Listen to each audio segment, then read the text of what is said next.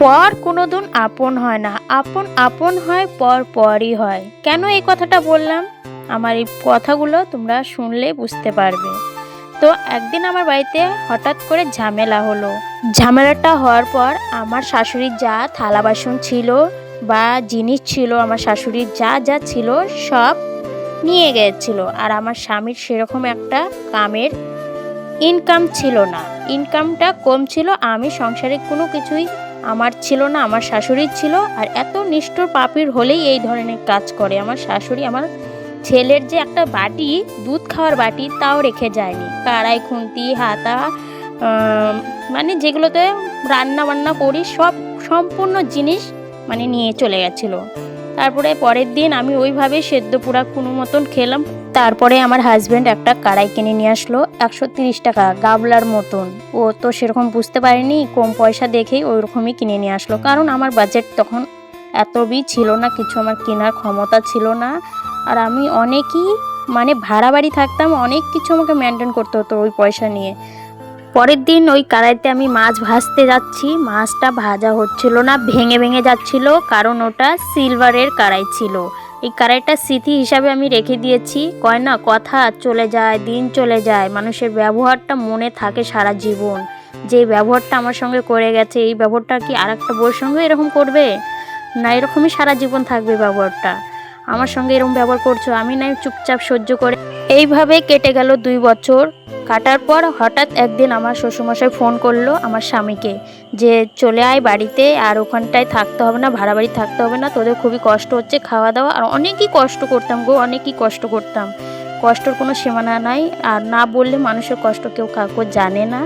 তো ওইভাবেই চলতে থাকলাম। তারপরে হঠাৎ আমার হাজব্যান্ড বললো, তাহলে চলো বাড়িতেই চলো, বাড়ির থেকে যেটুকুনি কাম করবো না কেন, যেটুকুনি পয়সা আসুক না কেন, একটু কষ্টটা কম হবে। তেমন ঠিক আছে চলো। আসলাম, 2 মাস বাড়িতে থাকলো, কামকাজ খুঁজলো। যেই কাজটা ঠিক হয়ে গেল, মাসের বেতনটা আসলো, আমার শ্বশুরমশাইকে 5,000 টাকা হাতে তুলিয়ে দেওয়া হলো। আর বাদ বাকিটা আমার ঋণ ছিলাম, আমি ভাড়া বাড়ি ছিলাম, অনেকটা বিজলি বিল হয়ে গেছিলো, ওই জায়গাটাতে দেওয়া হয়েছিল। কিছুটা রেশনের ওই জায়গাটা বাকি ছিল, ওই জায়গাটাতে দেওয়া হয়েছিল। দেওয়ার পর তো আমার হাতে কিছুই ছিল না সেরকম পয়সা। তো হঠাৎ একদিন ঘুম থেকে উঠলাম, উঠে আমার ছেলের হার রোজই কাপড় কাচাকাচি করি, কাপড়টা কাচে বসবো, তো সার্ফ ছিল না। সার্ফের জন্য বসে থাকলাম। আমার শ্বশুরমশাইকে বলা হলো যে নিয়ে আসতে, নিয়ে আসলো, উনি নিয়ে আসলো সার্ফটা। নিয়ে এসে আমি বাড়িতে যেই না কাচাকাচি করে উঠলাম, আর আমার শাশুড়ি মশাই বলছে, হ্যাঁ সার্ফগুলো গুলিয়ে গুলিয়ে ফেলছে, আর রোজ কাপড় ধয়, এডি এডি করে ধয়।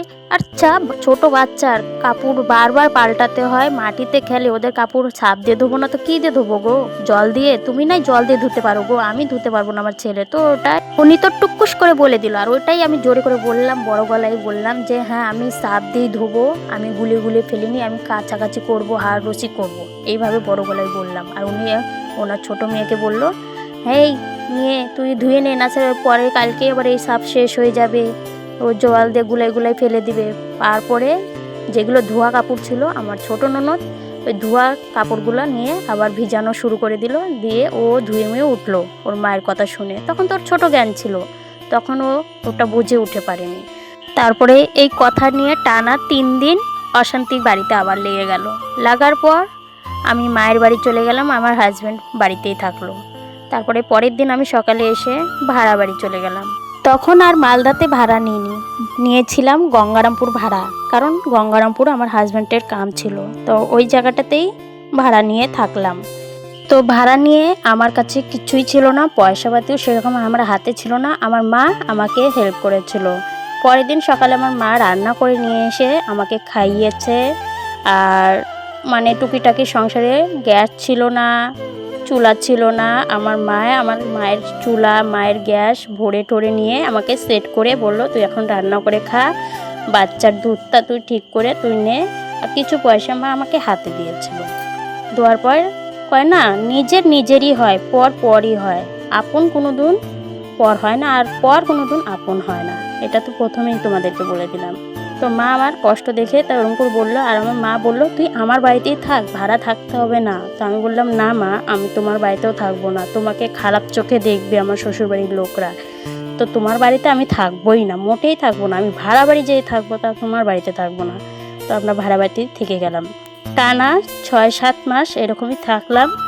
আমার হাজব্যান্ড আর আমার ছেলে আমার শ্বশুরবাড়ি যাওয়া আসা করতে, আমি আর আসতাম না। আমার মনে এত জেদ ছিল যে আমি মরে গেলেও আর আমি ওই বাড়ি ঢুকবো না। তা কি কপাল, আবারও আমাকে এই বাড়িতে ঢুকতে হলো। আর ঢুকিয়ে মানে বাড়িতে আসার 3-4 মাসের মধ্যে আমার কানে আবার আসলো যে তুই বলে বাড়ির থেকে বেরোচ্ছিস নাচানাচি করার জন্য। সত্যটা তো কেউ জানে না, সবাইকে জানানো হয়েছে যে আমি নাচের জন্য বাড়ির থেকে বাড়ি ছাড়া হয়েছি, বাড়ির ভিটে ছাড়া হয়েছি নাচের জন্য। আর এই কথাটা সবার কানে ভরে দিয়েছে আমার শাশুড়ি সবাইকে। অথচ এটা বলেনি যে সাপের গন্ডগোল উনিই আগে সৃষ্টি করেছে, ওটার জন্য বাড়ি ছাড়া হয়েছি, সেটা আগে বলিনি। আর এই কথাটা বলে সবাইকে কানটা ভরে দিয়েছে। কারণ সত্যটা কেউ জানে না, এক মুখে কথাটা বললে ভালোই শুনতে লাগে, 2 মুখে কথাটা শুনতে তাহলে মানুষ বিচার করতে পারে। তো উনি এক মুখে বলেছে, আমি এসে শোনার পর বললাম বাপরে বাপ, এত ধরনের মানুষের দেখেছি, এই ধরনের মানুষকে প্রথম দেখলাম। উনি গন্ডগোল সৃষ্টি করে, উনি মানে সব কিছু বলে বেড়ায়, উনি আবার সতী সাবিত্রী হয়েও থাকতে চায়। তো হঠাৎ আমরা মানে আলাদা করে দিল, এই ভিটাতে আমাদেরকে থাকতে বললো। তো এই ভিটাতে না কল আছে না বাথরুম আছে, একটা ঘর ছিল মাচা পাতা ঘর, ওই ঘরের মধ্যেই আমরা থাকতাম। মাচাটাও ভাঙছিল না, ওরকমই থাকলাম। হঠাৎ 2 বার করে সাপ বেরোলো, তাও আমার ছেলে নিয়ে ওইভাবেই থাকলাম। তারপরে দুর্গা পূজার মাঝখানেই আমি আবার মাচাটা ভেঙে দিলাম। তো কল বাথরুম কিছুই ছিল না, বাথরুম করতে যেতাম, ওটা নিয়েও অশান্তি বাঁধিয়ে নেয়। বাথরুমে জল দিই না ঠিক মতন, জল রাখি না ঠিক মতন, এগুলো নিয়ে কথা বলা শুরু করে দিল। তো আমি আবার ডিসাইড করলাম যে বাথরুমটা দেওয়া উচিত বাড়িতে, এভাবে আর রাখা যাবে না। তো এখন বাথরুমটা দিলাম, পয়সাটা হলেই তো আমি দেবো, আমি আর তো এমন শখে রাখিনি। 3য় পার্ট শোনার জন্য